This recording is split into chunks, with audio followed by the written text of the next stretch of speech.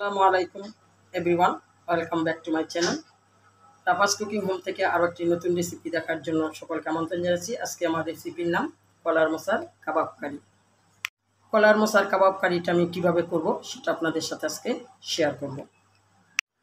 কলার মোচার কাবাব কারি করার জন্য আমি এরকম আস্ত একটা কলার মোচা নিয়েছি। তো মোচার ফুলগুলো থেকে আমি এরকম পাপড়ি এবং লম্বা যে ইটা আছে সেটা আমি সারিয়ে নেব। কাবাব কারি করার জন্য আমরা যে কলার মোচাগুলো নিয়েছি সেটা আমরা এখন এরকম কুচি কুচি করে মিহি মিহি করে কেটে নেব।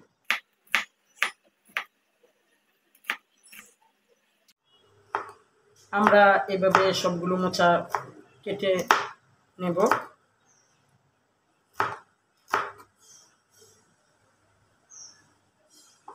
আমরা সবগুলো মোচা কেটে নিচ্ছি। আমরা এখন সবগুলো বলে তুলে নেব।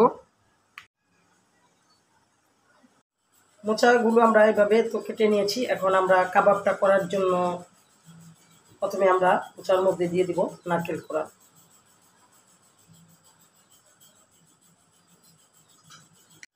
আমরা এখানে মুরগির মাংস নিয়েছি, মুরগির বুকের মাংসটা আমরা নিয়েছি, এটা আমরা এই ব্লেন্ড করে নিয়েছি, দিয়ে দিচ্ছি কাবাবে 200 গ্রামের মতো।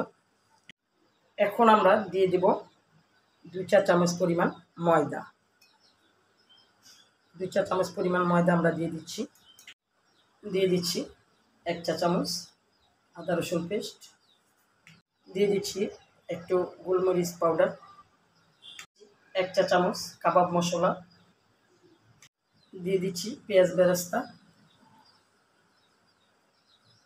দিয়ে দিচ্ছি স্বাদ মতো লবণ, দিয়ে দিচ্ছি 1 চা চামচ পরিমাণ ওয়েস্টার সস।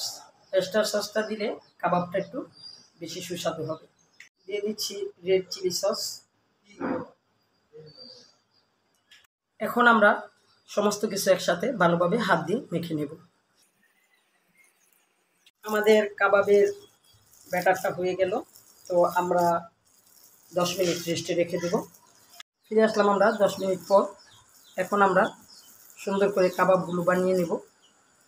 এরকম ছোট ছোট শেপ দিয়ে আমরা কাবাবগুলো করে নেব।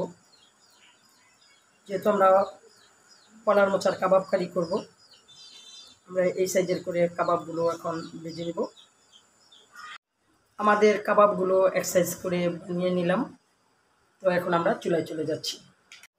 প্রিয় ভিউয়ার্স, আমরা আগেই চুলায় প্যানে তেল দিয়ে গরম করে নিলাম। এখন আমরা কাবাবগুলো ভেজে নেব।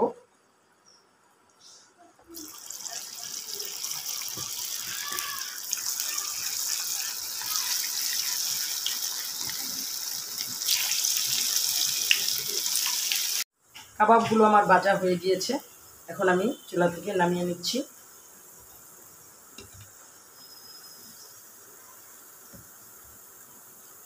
কাবাবগুলো আমি এরকম করে ভেজে নিয়েছি, একটু খড়ি খড়ি করে। এখন বাকি কাবাবগুলো আমি ভেজে নিচ্ছি। আমাদের সবগুলো কাবাব ভাজা হয়ে গেল, আমরা এখন কাবাবগুলো নামিয়ে নিচ্ছি।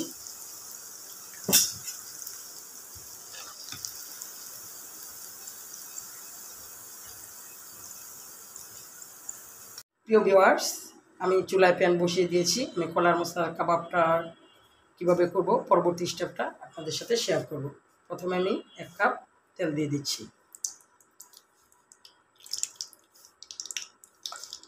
তেলটা একটু গরম হবে।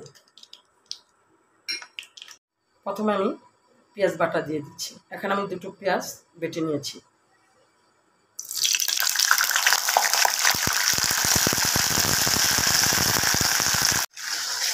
পেঁয়াজটা আমরা একটু ভেজে নিচ্ছি। আমরা হালকা একটু পানি দিয়ে দিব।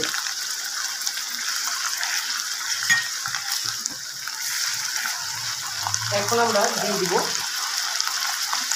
1 চা চামচ আদা রসুন পেস্ট। আদা রসুন পেস্ট আমরা একটু কষিয়ে নেব। এখন আমরা দিয়ে দিব আমরা কাঁচা জিরা, জৈত্রিক, জায়ফল কম কম করে এখানে সব কিছু বেটে নিয়েছি, দিয়ে দিচ্ছি।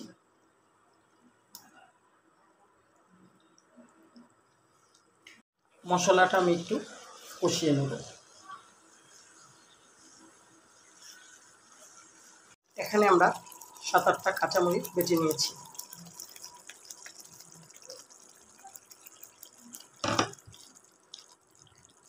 দিয়ে দিব আমরা টমেটো সস।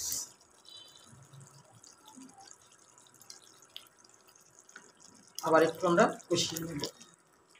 দিয়ে দিচ্ছি আমরা স্বাদ মতো লবণ। এখন আমরা দিয়ে দিব, এখানে আমরা 10-12টা কাঠবাদাম বেটে নিয়েছি, দিয়ে দিচ্ছি বাদামটা।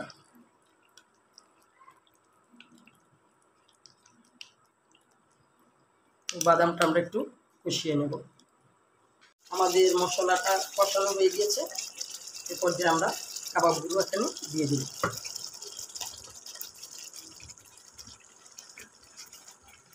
আমরা আগেই বলেছি আমাদের হবে কলার মোচার কাবাব কারি। আমরা একটু হালকা পানি দিয়ে এটা কষিয়ে নেব।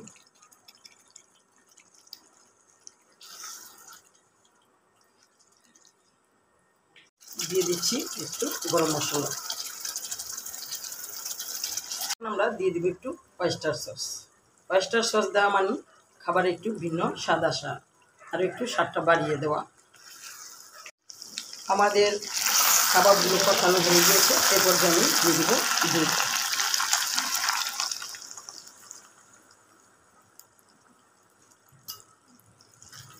আমাদের কাবাবের রেসিপিটা হতে 30 থেকে 35 মিনিট লাগে।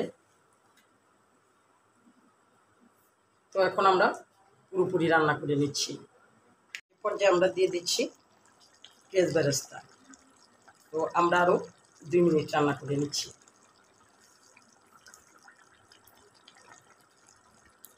এখন আমরা একটু দিয়ে দিব ঘি। আমরা এখানে আড়ঙের ঘি ইউজ করছি।